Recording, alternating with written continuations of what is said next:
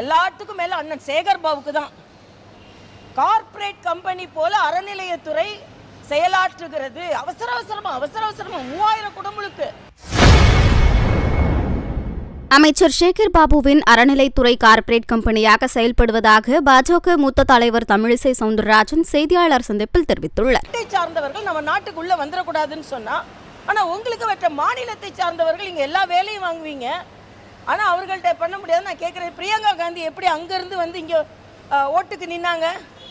பிரியங்கா காந்தி அங்கிருந்து இங்க வந்து ஓட்டுக்கு நிற்கும் போது அங்கிருந்து இங்க வர ஓட்டு போட முடியாதா என்ன? ஆக எல்லாத்தையும், அதுவும் 6 லட்சம் பேரை வந்துட போறாங்க.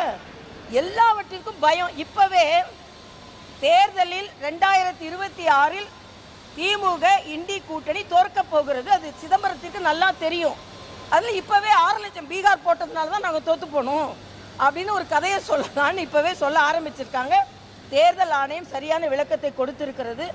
அதனால இன்னைக்கு மிக மிக மோசமான ஒரு அரசு நடந்து கொண்டிருக்கிறதுக்கு